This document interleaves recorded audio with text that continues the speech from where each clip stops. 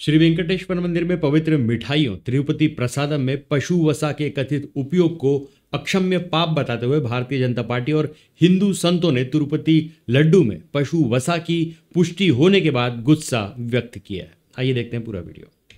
ये बहुत दुखद बात है और सनातन धर्म के साथ बहुत बड़ा खिलवाड़ है और जो कांग्रेस सरकार है निश्चित रूप से हमारे सनातन धर्म को मिटने का कार्य करती आई।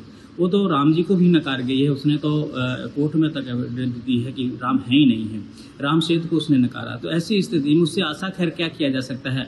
लेकिन आप ये समझिए, सनातनियों को समझना चाहिए कि ये सरकारें हमारा कितना विनाश करने का कार्य करती आई, हमारे लिए कितना दर्दनाक काम। जो एक हमारे आराध्य हैं बालाजी, तिरुपति बालाजी, मतलब आप समझ रहे हैं करोड़ों लोगों के आराध्य हैं और कितनी आस्था है लोगों की वहाँ पर जा जाकर, और उससे सरकारें चलती हैं उस मंदिर से, वहाँ की सरकार चल रही है उस मंदिर के चढ़ावे से। लेकिन आज जिस प्रकार से विधर्मियों को वहाँ पर बैठा दिया गया, जिस प्रकार से हिंदुओं से हाथ से छोड़ करके ईसाइयत को व्यक्ति को वहाँ पर बैठा दिया है, तो ऐसी स्थिति में आशा क्या किया जा सकता है। लेकिन वर्तमान सरकार से मैं निवेदन करना चाहूँगा कि इसकी तत्काल संज्ञान लेना चाहिए और इसको तत्काल जो है वहाँ से जो विधर्मी टाइप के लोग बैठे उनको हटाना चाहिए और कड़ी से कड़ी इनको सजा देना चाहिए। भारत सरकार से भी मेरा यही निवेदन है कि इस प्रकार से सनातन धर्म के साथ खिलवाड़ न किया जाए, अन्यथा अखिल भारतीय संस्कृति व्यास संघ सारे संगठन, हिंदू संगठन सड़क पर उतरने के लिए बाध्य हो जाएंगे। ये जो मंदिर हैं जो सरकार के अधीन है, इसको कहीं ना कहीं साधुओं और संतों के हाथ में ही रहना चाहिए। बिल्कुल, इस बात को लेकर के कई बार अखिल भारतीय संस्कृति ने उठा चुके हैं इस बात को लेकर के और ज्ञापन भी दे चुके हैं कि जिस प्रकार से मठ मंदिर में साधु संत संचालन कर सकता है मठ मंदिरों को, उस प्रकार से सरकार नहीं कर सकती, क्योंकि शुद्ध अशुद्ध की विशेषता देखी जाती है और हम लोग शुद्ध अशुद्धता को कितने बजे उठना है, कितने बजे जगना है, कितने बजे भगवान को सुलाना है, नहलाना है, कैसे क्या करना, शुद्ध अशुद्ध की सारी प्रक्रिया साधु संत अपने ढंग से करते हैं पूजा पाठ। और इस बात को गवर्नमेंट को क्या पता है कि भगवान को कब सुलाना है, कब जगाना है, कब क्या करना है। तो मुझे लगता है जिस प्रकार से लालच में आकर के सरकार मठ मंदिरों को कब्जा करके अपना उस पर आधिपत्य जमाए हुए है, उसको तत्काल खारिज करे और मठ मंदिरों को जो है साधु संतों के हाथ में सौंपे।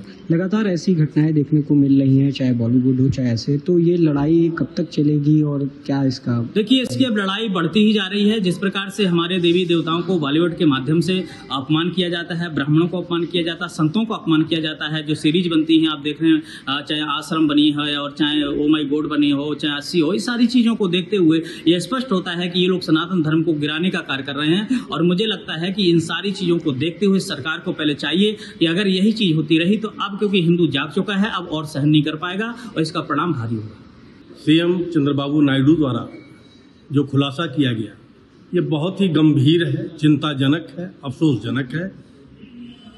नायडू साहब ने जब कहा कि पिछली सरकार वाईएसआर कांग्रेस की सरकार के शासनकाल के दौरान तिरुपति बालाजी के मंदिर में चढ़ावे के लिए जो लड्डू बनता था वो जानवरों की चर्बी से बनता था, निसंदेह लज्जास्पद है, घृणा जितनी की जाए वो कम है।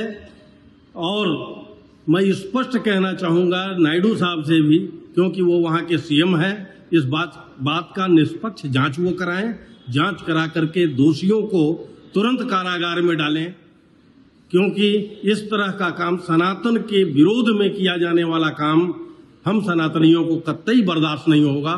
और देश में ये दंगा भड़काने की व्यवस्था हो सकती है पूरे देश में, क्योंकि पूरा देश उद्वेलित हो रहा है इस बात को सुनकर कि उसके प्रसाद में जानवरों की चर्बी चढ़ाई जा रही थी। तो ये कितनी लज्जाजनक बात है हम सनातनियों के लिए, पूरे देश के लिए ये उचित नहीं है।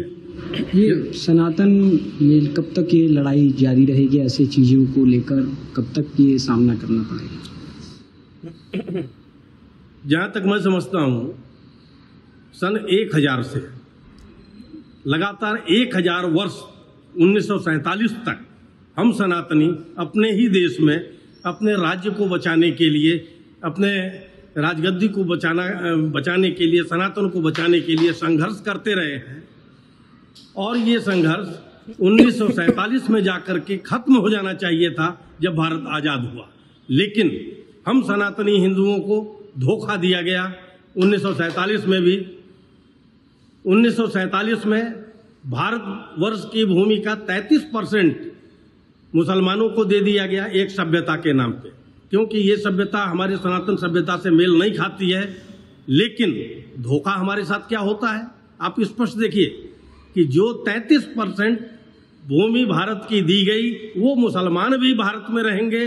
जो 200 वर्ष जिन्होंने शासन किया ईसाइयत ने, वो ईसाई भी भारत में रहेंगे। ये भारत वर्ष पूरा हमारा नहीं है।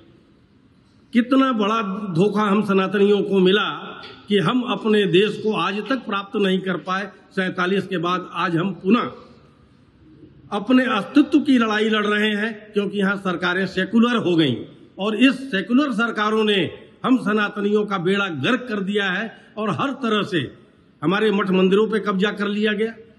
वो सरकार चला रही है। जब सरकार हम चुनते हैं तो सरकार को सरकार चलाने के लिए चुनते हैं, देश को चलाने के लिए चुनते हैं, न कि मठ मंदिरों को चलाने के लिए। इसलिए मैं भारत सरकार से ये आग्रह करूंगा कि अविलंब हमारे मठ मंदिरों को मुक्त किया जाए। जो हमारा सनातन समाज चलाएगा, इसमें विधर्मियों का प्रवेश वर्जित